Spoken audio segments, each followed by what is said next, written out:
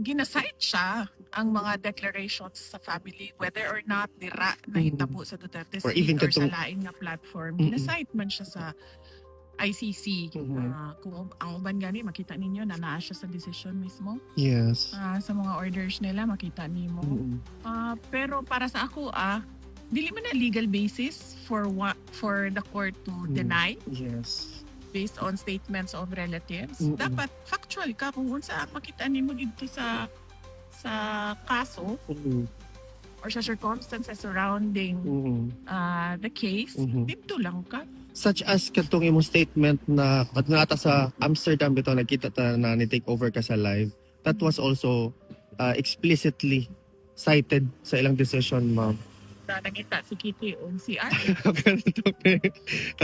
During that time, Noon sa daw. kadto ka na jailbreak nimo na statement na ilang Dito ang joke dito kadtong sa Malidao. mali-veiled nimo. Okay. So kanang mga ingon na tama ba na? May naabay legal basis na himuon nimong base sa imong desisyon ang joke Yeah. sa tao.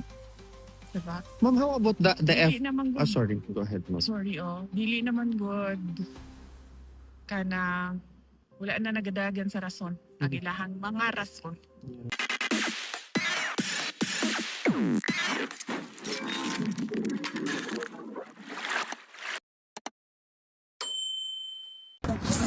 Good morning, ma'am.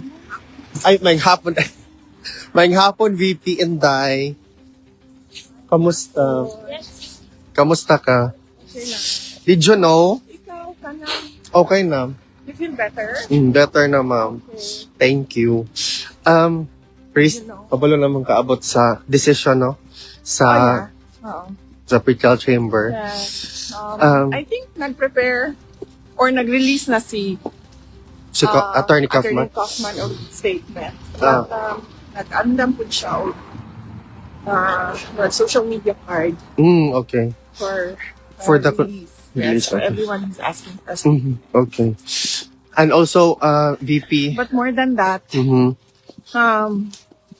nagpaabot ta sa ato ang condolences sa tanan pamilya Yes. sa mga namatyan sa disgrasya sa ferry. Sa ferry. Gikan sa Zamboanga City padulong Basilan. Basilan. Basilan, yes. Yes. Oh. Daghan kaayo ang namatay niya. Daghan pud ang Missing. ginapanita pa Yes, hangtod karon. So, nagampo ta nga makitaan sila nga luwas. Correct, and ma'am. safe. Yeah. I think the latest numbers were 15 confirmed dead and then 43 still missing. Oo. Nagampo lang ta na nakakuha sila og life jacket or nagsuot sila og life jacket Yes. at the time sa disgrasya. That's correct, VP. Increasing na ang atong mga incidences sa waters, no? Lately, yes. lately, yes. Oo. Murag ikatulo na na inaspan Yes. of 2 weeks, no? Yes, ma'am. Kasi mana na imana ang mga aksidente na sa dagat. Especially those who kadubitong missing na one of which is your friend, lawyer Duha ang friend.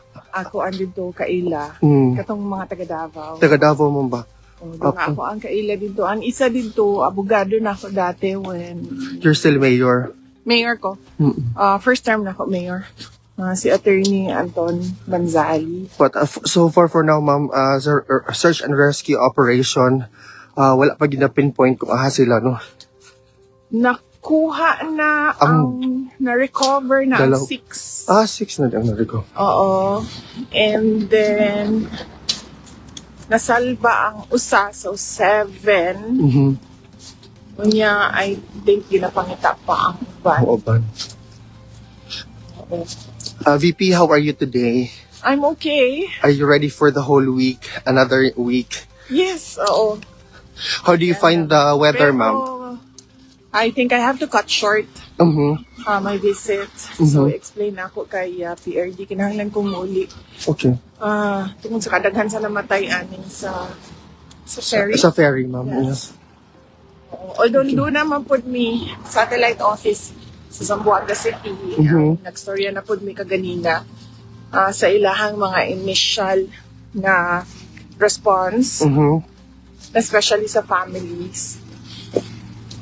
Pero, kinahanglan ko, Fuad, kinahanglan No. ko i-cut short ang visit kay Fuad. Daghan kaayo ang sigurado ko nagsakit, nag-uol, naghilak, di makatulog. Kay nangawala ang ilahang mga mahal sa kinabuhi.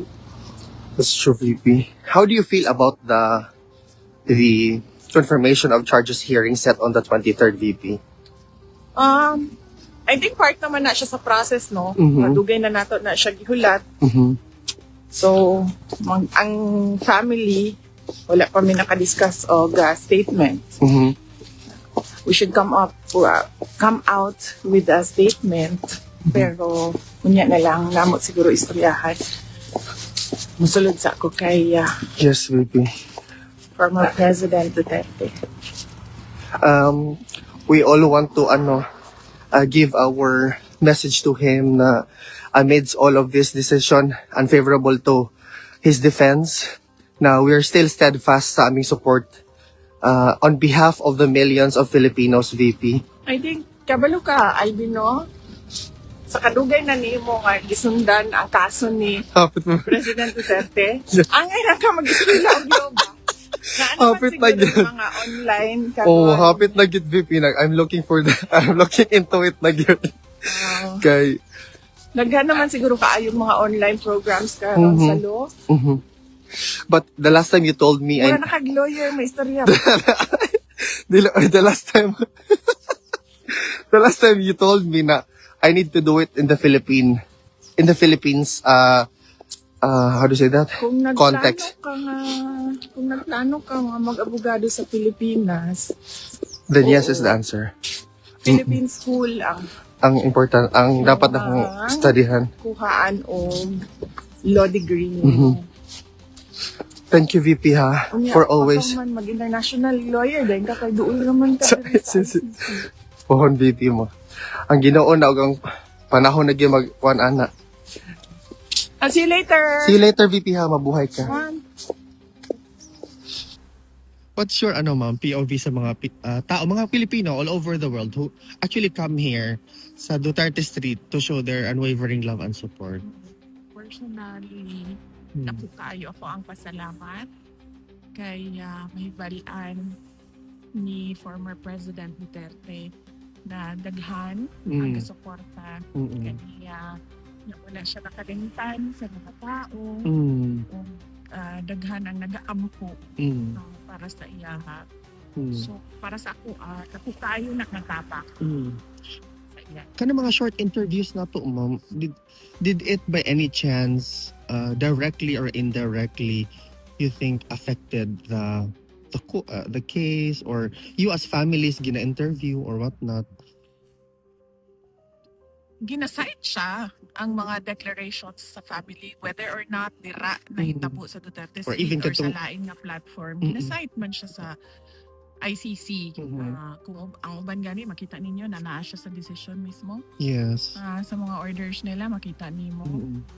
Pero para sa ako, dili man na legal basis for the court to deny Yes. based on statements of relatives. Mm-mm. Dapat factual ka kung unsa makita nimo dito sa kaso or sa circumstances surrounding the case. Dito lang ka. Such as katong imong statement na at nata sa Amsterdam bitaw nakita ta na ni take over ka sa live. That was also explicitly cited sa ilang decision, ma'am. Na nangita si Kitty o si Ate Kato na, during that time, noon sa daw. kato niyon ka na, jailbreak niyo mo na statement na ilang Dirito ang joke dirito kadtong sa Malidao. mali-veiled ni mo. Okay. So kanang mga ingon na tama ba na? May naabay legal basis na himuon nimong base sa imong desisyon ang joke Yeah. sa tao. Diba? Ma'am, how about the Dili naman good. sorry. Go ahead, ma'am. Sorry, dili naman good kana wala na nagadagan sa rason. Ang ilahang mga rason Yeah.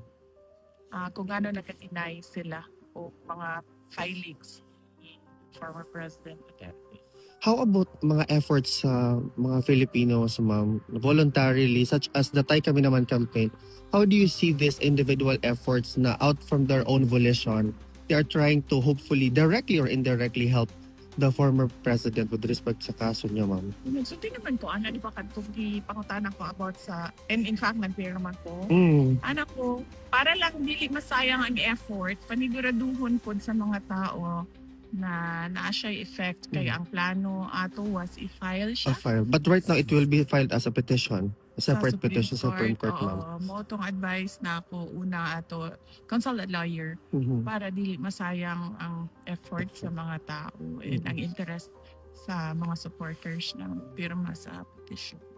Ma'am, ang presence ba sa mga Filipinos continuously for almost 1 year now, kanang magatag ba siya sort of motivation or maka-elate ba sa feelings ni PRRD inside, ma'am? Every time he asks. Ang iya hamang concern na unang-una is ang inconvenience sa tao. Maugi na pirmi ang iyahang ginasulti ni former President Duterte. Pag mo mention ko, wala akong kabalo sa ginaistoryahan nila sa uban kapamilya. Pag mag-mention ko, maingon gid na siyang paulian na sila kay sayang ilahang oras or paulian na sila kay dili sila dapat mo gasto or paulian na sila kay tugnaw kaayo. Kanang ingana mo gina yung first concern ang inconvenience sa mga taong nagaadto sa Duterte Street and nagaadto dira sa gawa sa detention. And kung remember nimo isa sa mga gibasihan po sa isa sa mga court orders, I don't know kung sa appeals ba to or sa pre-trial chamber, ang kadako sa support network. Yes. Sa kadaghan sa supporters ni President Duterte. And when he hears, ma'am, na na ang mga Filipinos na we will still be here, winter, spring, summer, or fall, it doesn't matter because we want to be here. We choose to be here. Kaya hopefully we wanted our presence to pierce through the walls of the ICC and probably, hopefully, ma-feel man niya indirectly, ma'am. Di na tamusali ka ng ICC. Uy. Maghuna-huna na lang siguro karon ba sa edad ni PRD is about to turn 81 puhon. Yes. Wala ang Ginoo. Ang huna-hunaon na lang nato no kung unsa ang makahatag og moral support sa iya. Di na lang nato na huna-hunaon ang ICC because clearly dili man siya unbiased. Yes. Makit-an man nimo sa mga judgment nila, sa mga orders nila nga wala naging pagbasihan ba sa balaod. So himuon na lang in one of the decisions nag-cite pa sila og libro. Yes. Libro, journal, newspaper article. Libro. So wala gani kakibaloon sa motive sa tao nga nisulat sa libro. NGO reports also. Diba? Yes, ma'am. So imuhang basihan sa imuhang order, sa imuhang desisyon, isa ka libro. Mo man lang gani siguro sila kaila kung kinsa tong nisulat sa libro. Ngay nga na ba? So, di na nato na hunahunaon ng ICC. I-assume na lang nato na ilahagi ng ikulong. Mao magid na ilahang clearly, mao magid na clearly dinha magid padulong ang ilahang mga actions. How do you feel about that, ma'am? When you already see that where this is going? Diri sa ICC, as I said, no, di na nato na siya hunaon.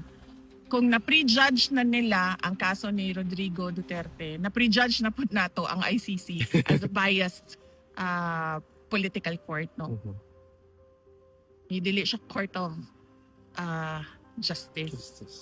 So, out of the topic ng ICC, ang kadtong violation sa rights ni President Duterte inside the Philippines. Yeah. Mao gyud to ang para sa to mga Pilipino ang kanang Dapat na naon.